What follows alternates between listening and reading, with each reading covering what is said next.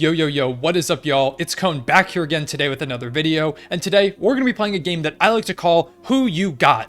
I went to Twitter and asked y'all to give me two players that you think are kind of on a similar tier, and I'm going to tell you which of these players I would rather have for this upcoming NBA season. It's going to get kind of controversial. I tried to pick 10 groups that are kind of close together that would be good for debate. Remember, these are just my opinions. I'm sure y'all aren't going to agree with me, so go ahead and comment down below letting me know how wrong I was about your favorite player. Let's go ahead and get into it. Leave a like and subscribe if you enjoy. We're going to start off with Cunningham versus Jalen Green. Both of these guys went top 3 in last year's draft and had really solid rookie seasons. Cade ended up right there in the thick of it in the Rookie of the Year race, while Jalen Green really heated up down the stretch, scoring a ton of points and making all-rookie first team. I think they're both going to be really special players, but heading into next season, I'm going to go with Cunningham. I think he has a bit more of an all-around game at this point. He's already a solid scorer. He can knock down big shots too. He showed some clutch gene, and also his playmaking, his bigger frame, his defense. I like it a bit more than Jalen Green at this point. Green, I'm super high on. I think he's going to average well over 25 points per game multiple times in his career, but for next season, I'm going to take Cade Cunningham. Next up, we've got Jaylen Brown and Brandon Ingram. These two guys are kind of on a similar tier of player in my opinion, but they also both play really different roles. This past year, Brandon Ingram was the primary creator for a Pelicans team that made it to the playoffs as an 8 seed and pushed the first-seeded Suns to 6 games in the first round, while Jaylen Brown is a bit more of a secondary guy next to Jason Tatum, but he's also a bit more defensive-oriented, and the Celtics went to the finals. And for that reason, I think I'm going to go Jaylen Brown just because he has that experience, he's been there and done that before, but it also could kind of depend on my team. If I need someone that can just go and get me some buckets, Brandon Ingram is probably the guy I'm going to go with. But if I need kind of some two-way play or a secondary guy, Jaylen Brown might be my pick. I think I'm going to go with Jaylen Brown, but I could see it either way. The third duo is one of the classic debates in the modern NBA, Nikola Jokic or Joel Embiid. These two guys have been going back and forth battling for the best spot at the center position the last few years. They're kind of 1A and 1B to me. I give the slight edge to Nikola Jokic, of course winning the past 2 MVPs. You kind of have to. But I think this upcoming year could be Embiid's year to take the award after finishing second the past couple seasons. I think the Sixers are going to be really good and really successful this year, but I don't think I can pick against Jokic. When he's won back-to-back MVPs, I think it's just hard to pick against a guy like him.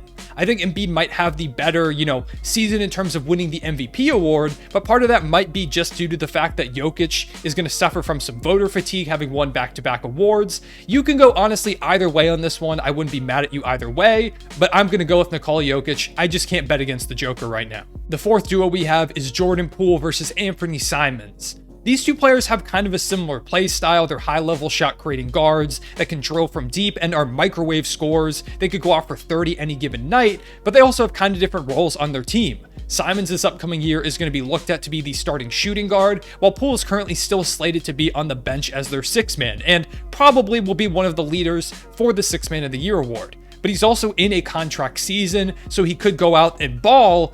I still think I'm going to lean Simons though. I like the way that Simons took over the reins as the primary guy for the Blazers this past season. I think that Damian Lillard alongside him is only going to elevate his game more. I just kind of like Simons' outlook. I think he could potentially make a little bit of noise for the All-Star game this upcoming season. If the Blazers do surprise people, we'll have to see. Once again, they've got a lot of new pieces in place, but I like Simons' game and I'm going to pick him over Jordan Poole. Our fifth duo is Tyler Hero versus Desmond Bane.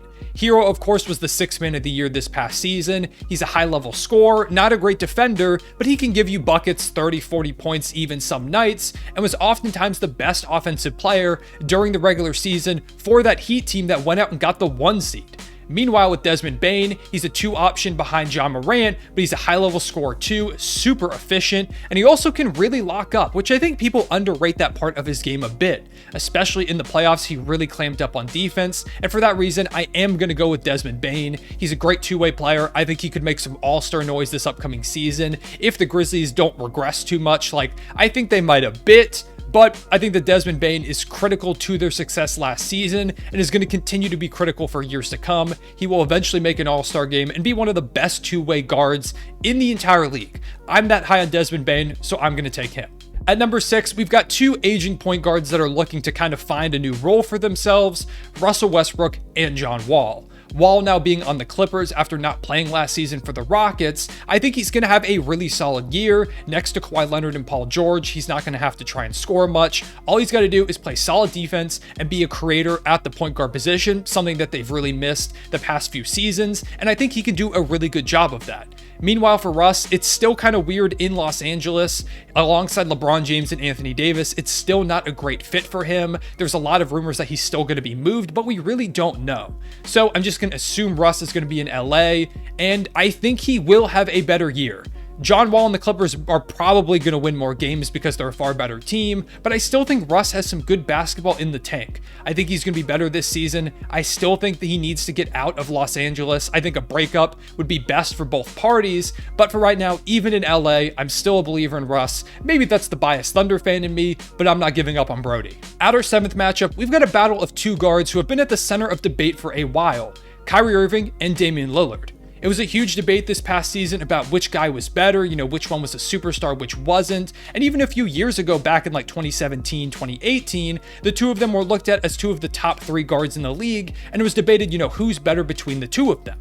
So here I am to once again try and tell you who's better between the two of them. Damian Lillard had a bit of a down year last year, missing basically half the season, and even when he played, he had that core injury that he really just didn't look like himself. Meanwhile, for Kyrie Irving, he played really well when he did play, but missed like half the year due to vaccination stuff and got swept in the playoffs. They both have a lot to prove, and I'm going to stick with Damian Lillard on this one. In my opinion, Dame could be a dark horse MVP player if the Blazers come out and shock the world. I think he has the potential to average near 30 points per game again, get back to his all-NBA self, and kind of prove all the people who think that he's declining very, very wrong. Kyrie's still going to be really good too, and I really like what Brooklyn has going, but if I've got to pick between the two guards, give me Dame time.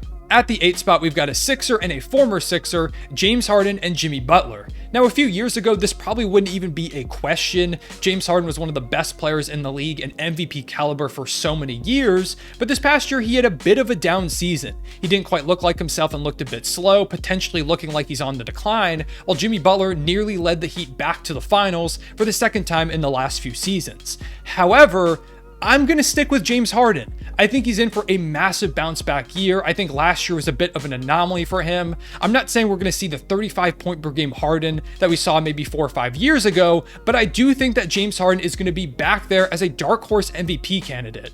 I think the Sixers have a ton of potential and could potentially win the whole NBA Finals, with James Harden being a key piece to that. Now, Jimmy Butler is still amazing. If you told me to make a list of 10 players that I want leading my team into the playoffs, Jimmy Butler is going to make that list, no doubt. But Harden, I still think, has a lot of his old self in him, is going to be a dark horse MVP candidate, and help the Sixers be one of the best teams in the NBA. I'm going to stick with the beard. For our 9th matchup, we have two great young guards in Anthony Edwards and Shai Gilgeous-Alexander. Ant is being looked at as one of the big breakout candidates for this upcoming season, a first overall pick just a few years ago, and now that the Timberwolves have him, Cat, D'Lo, and Rudy Gobert, they could take a huge leap in the standings, with Ant potentially taking the reins as the franchise player. Now, I still think he's maybe a couple years away from being a superstar, but it seems like he is on that trajectory. Meanwhile, with Shai, the Thunder are still kind of in the midst of a rebuild, but I think he still is the better player. I'm going to stick with Shai. He did have a bit of a down year last year compared to Ant, who had the best year of his career, but I still think Shai is more so the player he was the years before than last year.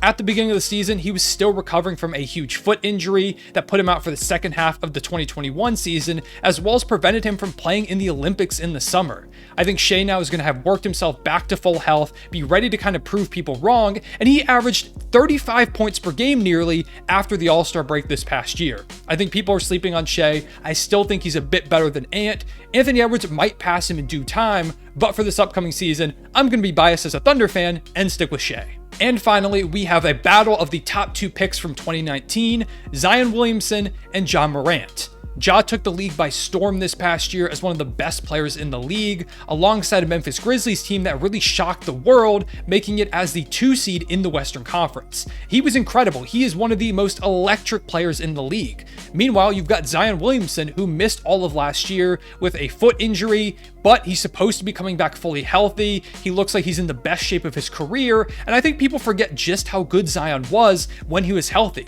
He was averaging 27 points per game on 60% shooting, which hasn't been done before him, especially for a young player. So I'm going to go with Zion Williamson.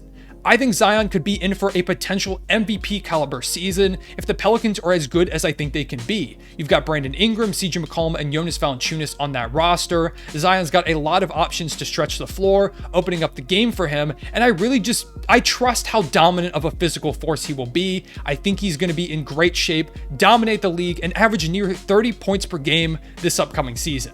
As for Ja Morant, he's still really good, and the two of them are going to be heavily debated for the entirety of their careers because they were the first and second overall picks, and I think both of them are MVP caliber players at some point during their prime. But for right now, I'm going to go with Zion Williamson. And that was who you got.